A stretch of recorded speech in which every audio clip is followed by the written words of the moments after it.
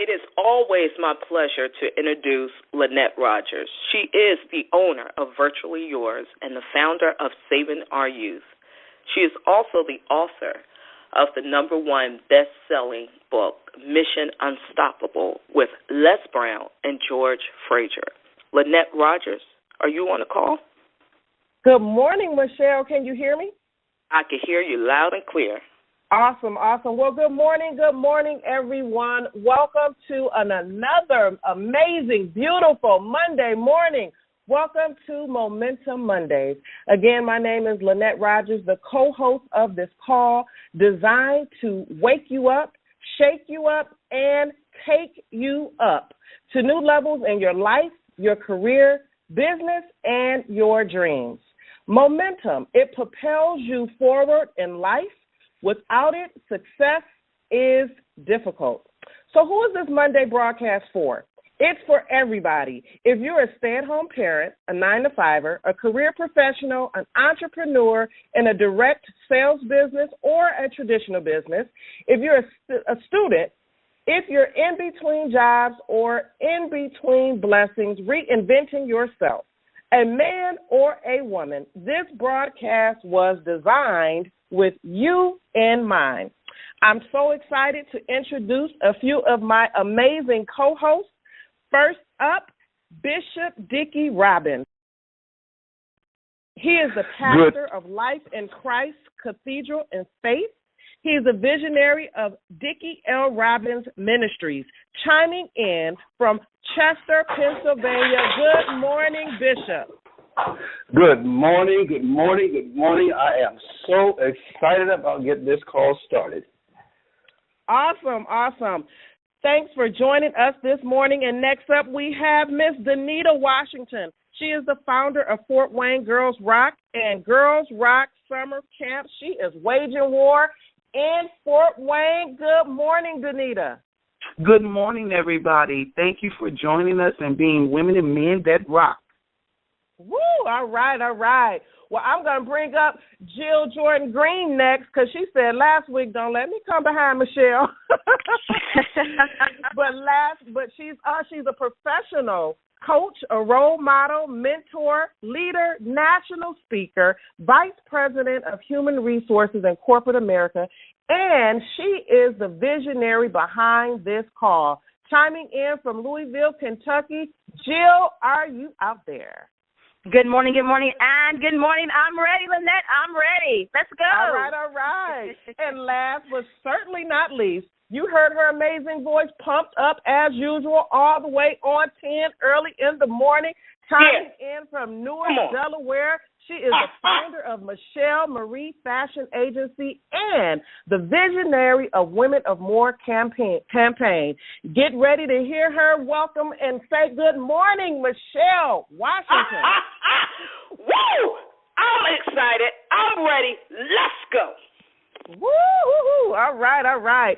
Well, folks, we will be here every Monday morning to make sure that your Mondays will never be the same. Take a second right now and join our Momentum Monday Facebook group and join the discussion by making your comments or asking questions like a quote or something you hear. Hashtag I'm on the call. Hashtag I'm on the call. Well, it is another beautiful Monday morning. I am super excited.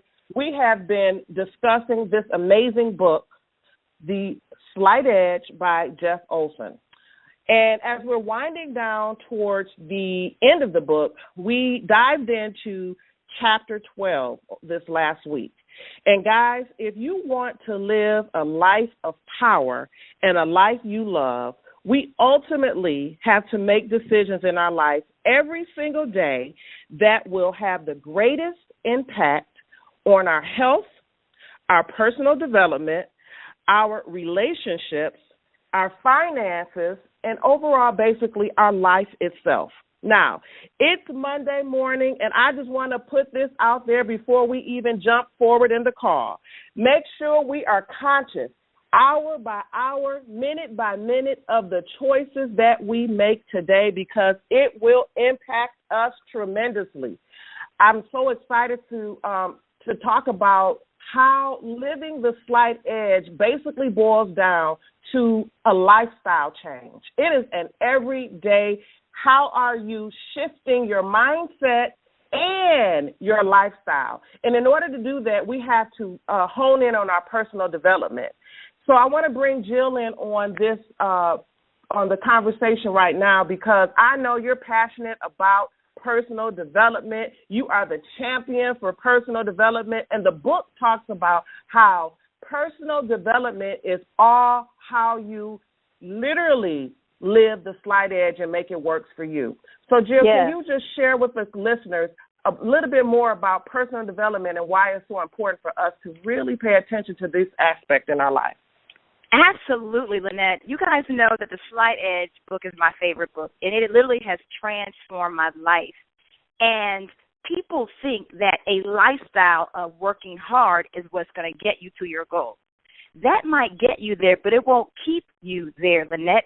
A lifestyle of personal development is essential. But most people think lifestyle is about what you have, but no, it's about how you think. I'm going to ask listeners a question today. I asked my 9-year-old this last night. I said this: would you rather have $1 million in the bank or $1 million mindset? Good question, right? Now, my 9-year-old said, well, I want $1 million in the bank because I can buy all the video games I want to buy, right? And I expected that from a 9-year-old. But then I began to explain to him. I said, CJ, I said, but what if something happens to the $1 million in the bank? Guess what? It's gone forever. However, if you have $1 million mindset, you can make that $1 million again and again and again. He said, oh, Mommy, I got it. Well, how do I get that mindset? It was amazing. I'm having this conversation with this 9-year-old. And this is a conversation I'm going to have with the nation today. How do you change your mindset? It is through personal development. Well, what is personal development? It's a process of activities that help you improve yourself. Lynette, I believe that most people want to develop themselves, but they don't know how. So the book, if you haven't got it, get it. We have it posted in our Facebook group.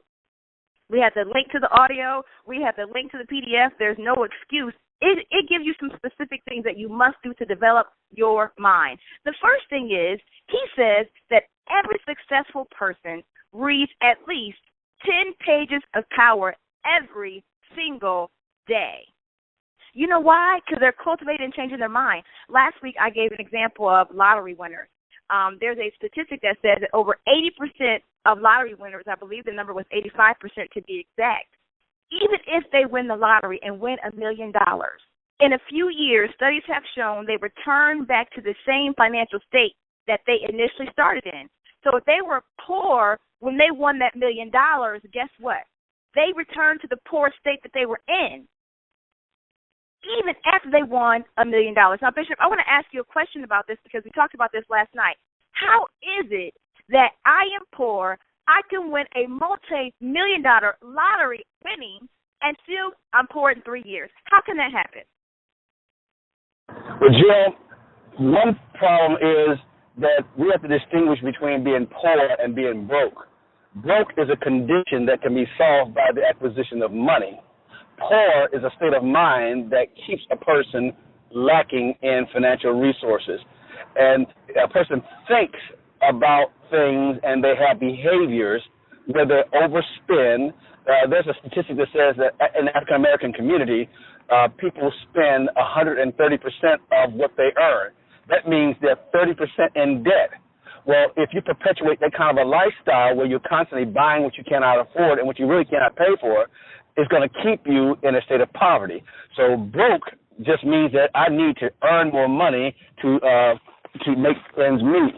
Poor means that even if I had more money, I'm going to misspend it, so I'm going to end up being in this same financial state ongoing.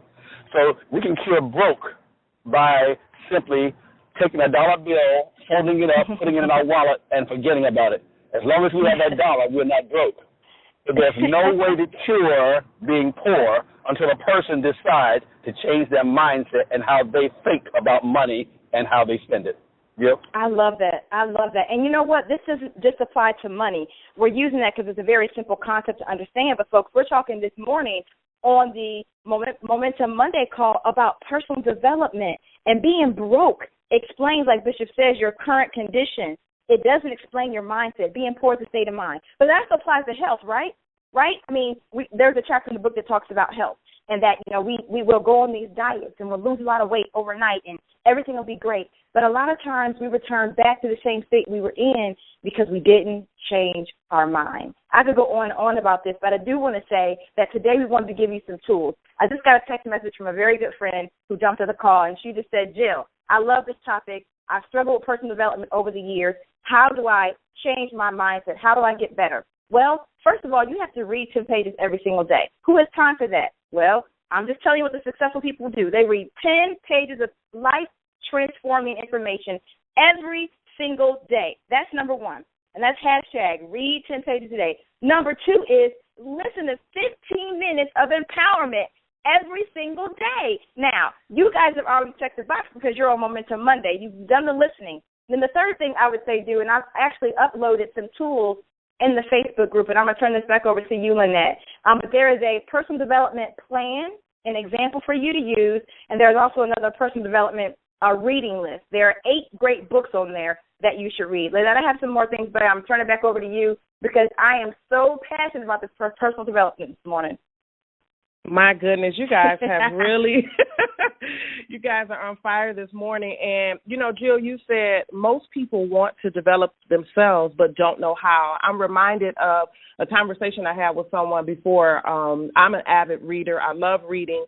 And I was trying to encourage her to read more. And she said, well, Lynette, I just don't like to read. I fall asleep. I'm always, I get started and then I'm just not into it.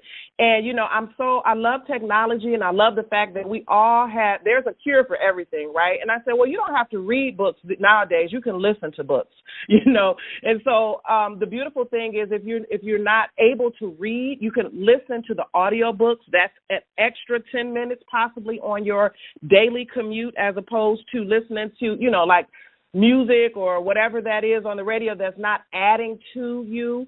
I'm just excited because like you said, you posted the different tools on our Facebook page.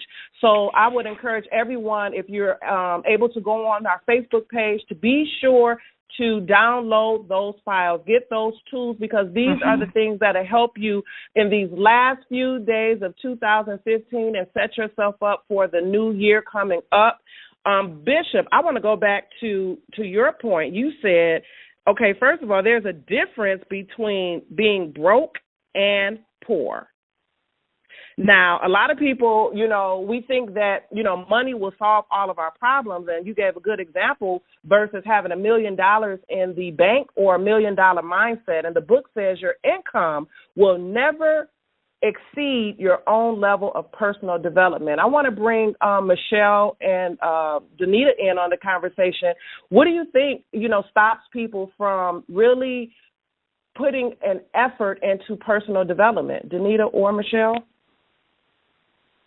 Well, Lynette, I was listening to Jill, and one of the things I want to add to her points is sometimes we're not honest with ourselves. Sometimes I think we really think everything outside of us need to be correct and in its proper place for us to achieve things. But I want to challenge that theory and really say that it's really what's on the inside of us that's going to determine our progression in life, because we can't get past ourselves. We can't get past our challenges in life. And I'm raising my hand on this one. Like Bishop was talking about the poor and broke. Sometimes over my life, and sometimes the poor mentality tries to come and sit beside me. But I'm always have to fight and remove myself. And I think the different things that Jill was saying is one of the ways to do that.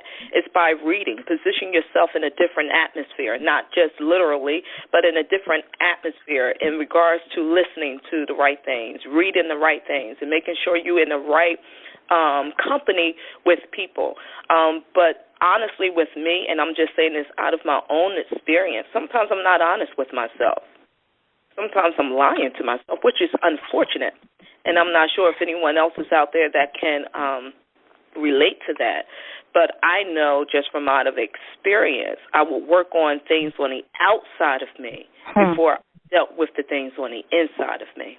Danita? Michelle, that's good, because I think part of what we have done, too, is that our personal development, we haven't breaking the strongholds of what we grew up seeing. Most of us are conditioned and we are acting out of behaviors that we grew up with.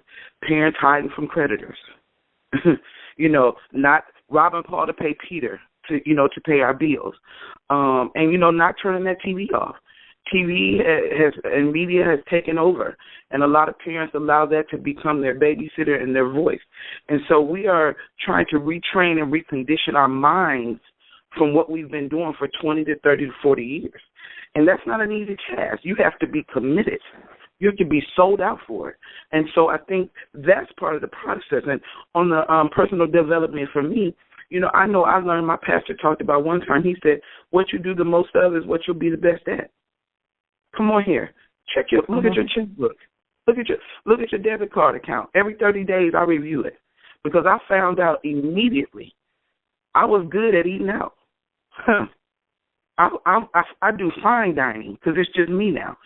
But I looked at the investment that I was giving to fine dining all the time. But I learned deeper that I was filling a void. I was filling a void of not wanting to be alone, and, after going through my divorce. And see, like you said, Michelle, we don't want to be honest with ourselves. We got to deal in truth. We got to deal in truth. And so my truth is that because I was trying to fill a void, I was investing money in something that is slowly killing me, because now I'm learning my love of food is something that now I got to deal with. But if I continue to lie, because I look good on the outside, even plus size, people tell me, girl, you bad. But I don't want to be bad, look good on the outside. I want to have an internal breakdown right now. And I really want to be built back up internally so that, I can glorify and do kingdom work. And so I really do believe that, one of our biggest issues is that we haven't broken the strongholds that we have seen developed over 20, 30 years from, the way parents have raised us. And then we are now perpetuating that right into our children. So, Danita. Wow. Excellent. I'm sorry, Lynette. Can you do mind? I just want to share something real quick. Danita, that absolutely. was amazing. Michelle, thank you for opening the door about honest communication. That's what it's really going to take, right? I mean, if we just slow down, and every single person that's listening right now, we got a lot of people that joined after the call who are listening. If you're in your car or at your desk, begin to write down the areas of your life, whether it's finances, health, whether it's your marriage, whether it's your children, whether it's your career, your personal business. Write those areas of your mindset down. And then ask yourself, what area are you either not being honest in or you need improvement in? One thing I've gotten good at is if I don't know the answer, I will go YouTube it, I will go Google it, I will call a specialist. I will force my mind to expand in that direction. Because what I realize, you guys, is that what got me here is not going to take me there. The thinking you have today will not take you to your goals tomorrow. This even applies to family. I'm going to be transparent for a moment. So I have my son, a few years ago, was having, there were some things happening with him in school, and we couldn't figure out quite what was going on, and everybody was stumped, even the teachers.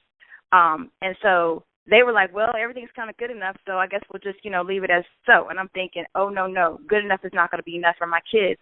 And so I began to do hours and hours and months of research on what was going on with my son. I mean, I began to research. I began to read. I can't tell you hundreds of books and articles. I began to call specialists and doctors. I had to force my mind to develop in another direction so that I could get improvement in this area of my son's life. Now, this is a very extreme example, but this is what a lot of us do. We'll say, oh, it's good enough, and we'll continue to struggle in the same area for the next 10 or 15 years. And because it might be normal, right? Well, my mama was like that. My daddy was like that. Danita, like you said, I saw mom and them do it. At some point, personal development is supposed to propel us, but only if we face our own reality and be true with ourselves. Well, I'm going to turn this back to you, but I want people to know the thinking that got you here today will not take you to where you want to go tomorrow. We must develop our mindset. Lynette? Wow. Basically what I hear, we have to get rid of thinking, right? Folks, if you are just joining us, we are talking about living the Slight Edge. We have been discussing the Slight Edge book by Jeff Olson. And I want to back up just a little bit and bring Bishop back in on the conversation. And last night on the call, Bishop, we discussed, the things that stop people from diving into personal development. And you had mentioned something like, successful people, we need to hear more of their testimonies, because somehow, some way, we don't think that they've been in the place that we're in. If you could speak more to that, because I know good and well, people have achieved success, and we need to realize that the journey that they went on, the path that they took, 9 times out of 10, they have been where we're at now. So, Bishop, I want to bring you back in on that point. Very good. I believe that a lot of times we see successful people and we assume that they either had a head start or they inherited what they had, so it kind of gave them some kind of an advantage, and they don't think that successful people have ever been unsuccessful. And one of the things that we need to realize, and because of that, they have an inability to believe that they can achieve that same level of success, because they're saying, but you don't know what my childhood was like. My daddy wasn't there. My mama did not affirm me. We have all kinds of reasons, which actually are excuses, about why we have not achieved. And I want to talk about mental and emotional atrophy. That is where because atrophy is if you don't use your muscles, they will diminish in size and strength. A lot of times that happens to somebody who gets an injury and they're immobile for a long time, where the muscles that they don't use begin to atrophy, and so when they are healed in the area that they were injured, they have to now rehab and regain the strength of those muscles. Well, a lot of times people don't use their mental and emotional muscle because they've been injured, they've been damaged in some way, and they kind of rehearse that damage for their entire lives, and they never begin to exercise what God has given them to be successful. And so they sit around and make excuses. And the reason why I'm not successful is because I had such a horrible start. And because of these abandonment issues, because of these self-esteem issues, they are crippled and therefore emotionally and mentally atrophied. We have got to get to the place where we get healed, and that's our responsibility. Being hurt may not be our fault, but being healed is our responsibility.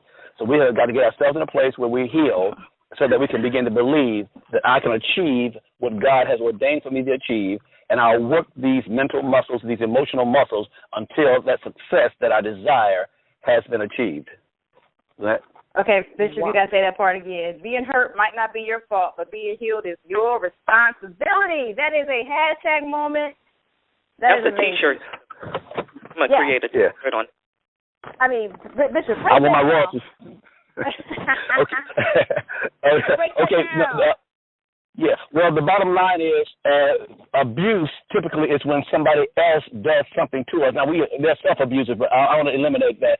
But a lot of times kids, quite frankly, grow up in an abusive household or neglectful household. They have abandonment issues, and because of those things, they have insecurity and self-esteem issues. So we find the same thing true. People in marriages, they've been betrayed, they're cheated on, so they become wounded, they become injured, and then they allow themselves to be crippled for sometimes years because of what somebody else did.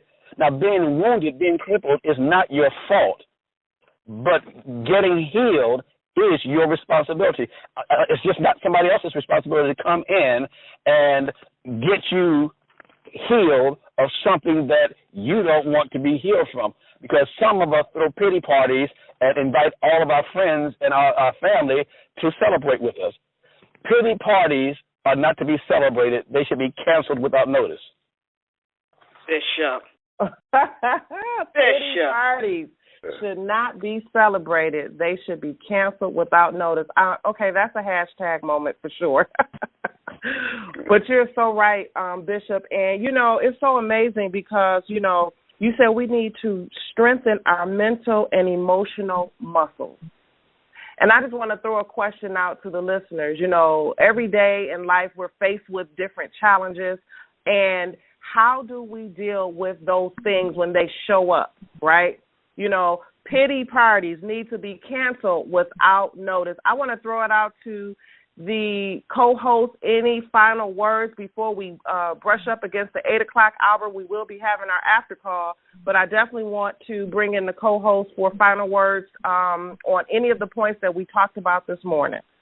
Lynette, I just wanted to say, one of the things with the holidays coming up, I think so many times the pressure is on. And one of the things that I know for me that worked a few years ago, Anita Dorch, one of my mentors, taught me with my boys. She said, be willing to break traditions. Too many times our mind and our personal development is bonded by traditions. And so for Christmas, I went away from spending thousands of dollars on Christmas for my boys, and I ended up giving them 2 E's, experience and exposure. They were able to do things that we probably would have never done had I not stopped buying at Christmas. And so the experiences were NFL games. We ended up going to Florida for Disney World. Some of the trips that my parents had promised me but never carried out due to they stuck to traditions, and we broke those. And so for the audience with the holidays coming up, I'd like for us to be able to break some of the traditions, to be willing to develop not just your personal development for yourself, but allow your kids to see how their personal development can flow. Well, I love this. I mean, I can't wait to jump into the after call. Danita, you're right. We got to challenge traditions. We have to challenge the old thinking, because that's really old thinking. You're right. And Bishop, man, I mean, you just opened up a whole new call for the after call, but I'm still on the hashtag hurt might not be your fault, but getting healed is your responsibility, because it's about ownership. Personal development starts and ends with you. And you all said it. We all have reasons why we can't get it, but there's only one reason we have to find why we can. So, Lynette, I'm going to give it back to you, and I can't wait for the after call. Wow. Well, guys, we are right at the 8 o'clock hour. I want to encourage everyone to hang on for the after call. I'm going to unmute the phone. I would like everybody to say, cancel the pity party without notice. Cancel the pity party without notice. Cancel it. Cancel the pity party without notice. I love it.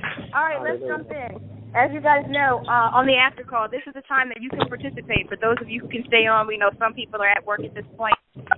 So go ahead, Lynette, if you don't mind, and mute the line. And folks, what that means is you can hit *6, and that will unmute your line, and we will allow you to participate. The last couple of weeks, we've had several people who have chimed in and talked about, what the call has meant, talked about a point, asked a question. But we're going to keep this conversation going. I love this because, as we're talking about personal development, it's all up to me, Bishop, Michelle, Danita, Lynette, right? It's up to us. We have control over these areas to continue to improve ourselves, but we don't. And we talked about some of the barriers. So, Michelle, I'm going to throw this one to you. What should people be thinking right now? There are 46 days left until the end of the year. What should folks be thinking as they go into this week, thinking about personal development? Actually, two things that's ringing out to me. The first one, and the main thing, is being honest with yourself, acknowledging, identifying those things in yourself that you know that needs to be canceled and voided, dismissed, buried, burnt, tied, and rectified in your life. Because we can't apply these tools if we're jumping over ourselves. It will be like the lottery winner. We'll gain the information, we'll gain the success, but we're going to lose it because we haven't dealt with who we are. And I'm telling you, man, I'm pressing forward this week, and I'm pushing through some things. But I know before I truly get to that place of really gaining that ultimate desired outcome, there are some things within myself I got to deal with, dismiss, cancel without notice. And then the second thing is, once you deal with that, and that is a process, and I know we'll talk about that. We're not trying to sell this magic wand where you know, there it is and you're done with it, but you actually do have to be intentional like that. Every time it comes up or what you know you need to change, you need to deal with it. The second thing is now we're ready to really set authentic goals. and start accomplishing it now. We need to begin to see what we want to do in 2016 and not do it once 2016 comes around. Our calendar should already be mapped out for next year. But a lot of times, and I'll raise my hand on this, a lot of times I'm not setting my calendar for 2016 because it goes back to who I am, those habits that tries to raise its head back up in my life, the circumstances, me paying more attention to what's on the outside of me than what's on the inside of me. It really starts where you are and who you are in order for you to gain that desired outcome, Jill. I love that, and I will say this. I love that you said the first thing you have to do is be honest with yourself, and the second thing you do is have to plan. And, you know, most of the country doesn't plan, right? Studies will show you that 80% of the people in this world don't have a written plan, right? But I will challenge you and say that the people who do plan, most of them will plan professionally, right? If you have an organization that you're a part of, or if you're at work, there will be some type of plan put in place, quarterly plans, right? Even if you're not aware of them, all jobs, all companies have a monthly, quarterly, annual review and plan, period, right? But what we sometimes struggle with is planning for our personal lives. Like at the end of November every year, beginning of December, me and my core family, my nucleus family, we get together and we set goals for the following year. Now, my children are not real excited about it. It's not the funnest part of their day, but we do it. We set family goals for 2016. Why? Because planning is important. Now, this call, we've had a lot of hallelujah moments, and I see some people that have unmuted their line, which means that they may want to chat and talk. But, folks, this will be like that great church service on Sunday. We go, child, didn't he preach? Ooh, that word was good. Yep. Right? And then later on, Danita, they'll say, what was church about? Girl, right. Let me think. I don't know. Let me think. We can't even remember the name of the sermon, but it was good. Why? Because we got an emotional fix. We got an emotional high. We emotionally smoke every single Sunday morning. And we get on this call on Monday. We emotionally get high. I don't know about you, but I'm sober this morning. I'm not trying to be high. Put down the emotional cigarette and cigar and joint, y'all, and let's put some plans in motion. If you go to files in our Facebook group page, on the file, click on file, there is a template that shows you how to put, it's a plain Excel spreadsheet, but it gives you an example of how to lay out your personal development plans. If you do not write anything down, you are only getting high. And maybe that's all you want to do. And I'm okay with that if you're looking for a high. But I know the folks on this call, we're looking for some change in our pockets and change in our life. Very good. Well, you know, the one thing I think, too, a lot of what Bishop talked about for me, I wrote down, you know, that we got to be willing to heal and operate in forgiveness. I think too many times, you know, in order for us to, you know, like you said, to make the changes, we are holding on to unforgiveness with people. And they free. They done moved on with their life. But we're still stuck in the rut. So be willing to heal and move on into forgiveness, and then find some healthy replacements for unhealthy behavior. You know, I was talking with some friends this weekend, and some have struggled with alcohol, some may have struggled with food, women, whatever it is. But the reality is a lot of times when you try to make the adjustments and changes, you haven't found anything to replace the unhealthy.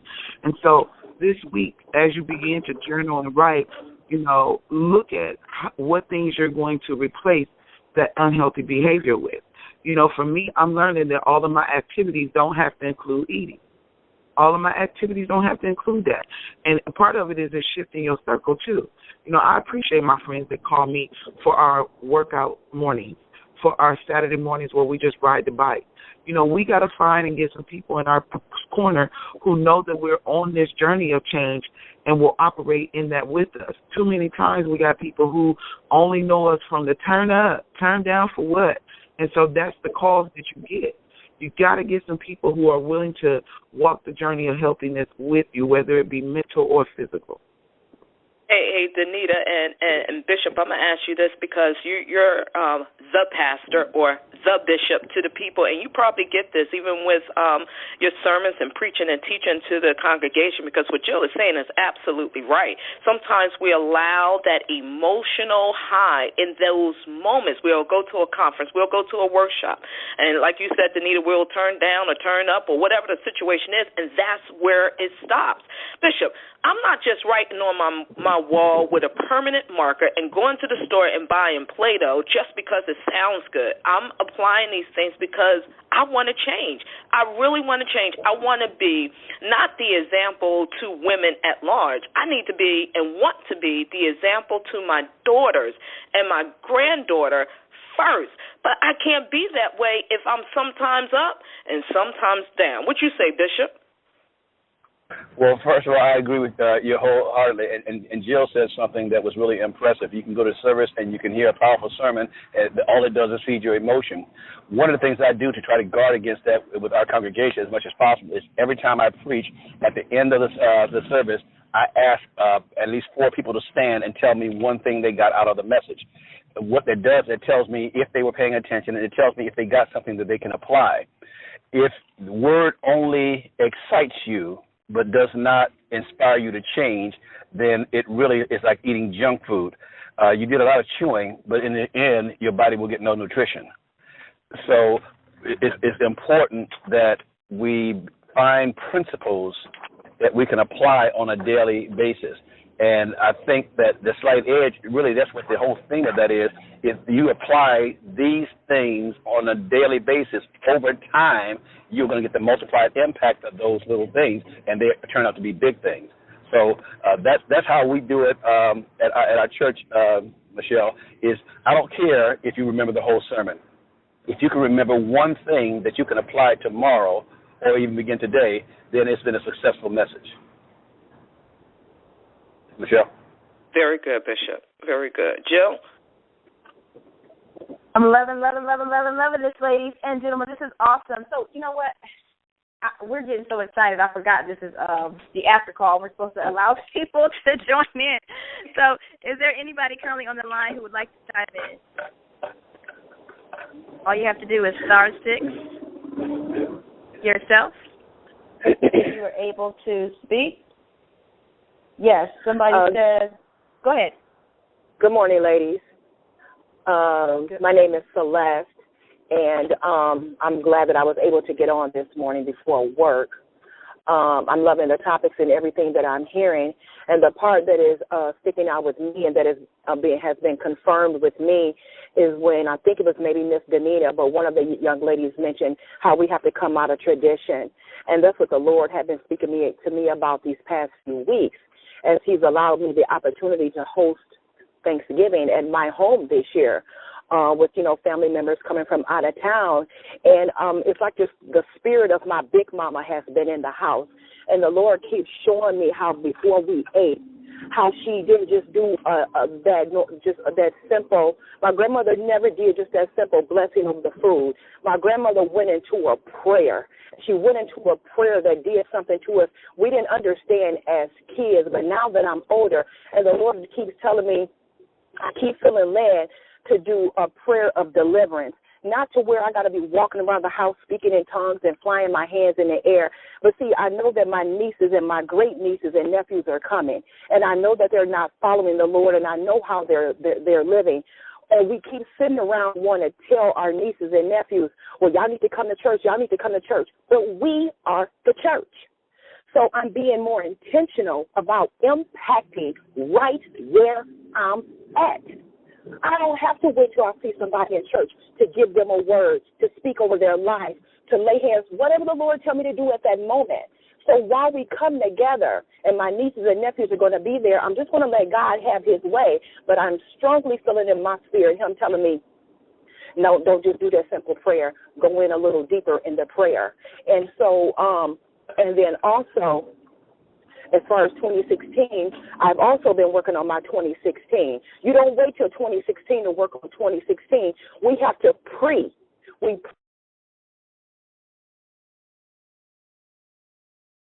I think we lost her. That was great, too. Hopefully I think she dropped, but she'll get back on. It sounds like she's on a cell phone. Yeah, that was great. I'm so glad she started and pumped up, and she was getting ready to go into 2016 planning, which is something that we all do. I'm so glad that a lot of people are already in the midst of that, because I think that's really awesome. But especially for your home. I know we're going to do it for our organizations and our businesses, but especially for your home life. Is there anybody else who wants to chime in? Anybody else?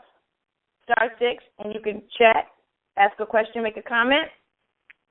I just want to say good morning, everyone. This is Ernest Green. Good morning. I enjoyed the conversation so far, and I brought up the word budgeting because when you really think about everything everybody's saying today, spiritually and naturally, all those things is budgeting. It's knowing how to sit down and dissect things and figure out how to put it together so that it works and don't stop working. Yes, absolutely. I'm glad you said that. Ernest posted something earlier this morning, and it said study budgeting. And he's right? There are so many areas we should be studying, but budgeting is one of them. That's the piece a lot of times that is the barrier to financial stability or handling our finances properly. So thank you for sharing that. And thank you for being on the call, Ernest. You're a faithful caller, so thank you. Hey, Jill? Yes. And I'm glad that Brother Ernest brought that up as well, because the two greatest commodities that God gave us stewardship over are our money and our time, and both of those items have to be budgeted. We budget our time with a calendar or planner.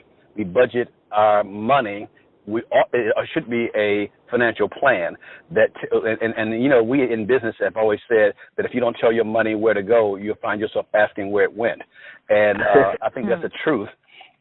So every dollar that we earn should have an assignment.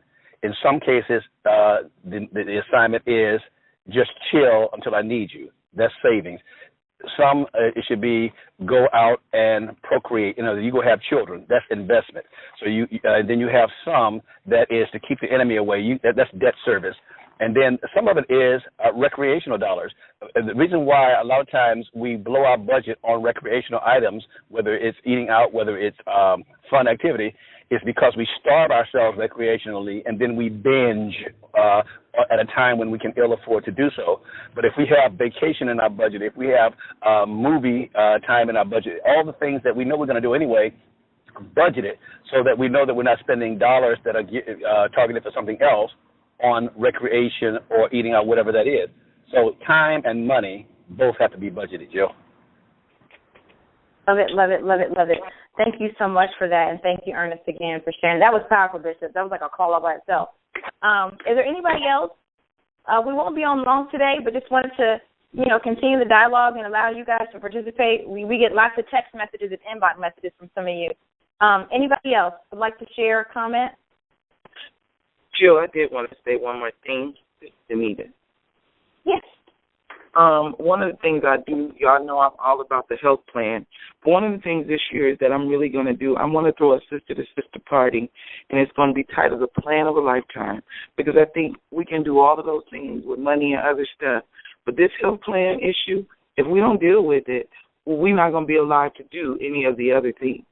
And this week and last week alone, personally, I have witnessed and watched people dying just really immediately, nothing prior to it, just dropping dead. 35 years old here in Fort Wayne, we've had several, 3 to 4 people just die instantly and ended up finding some health issues that weren't known.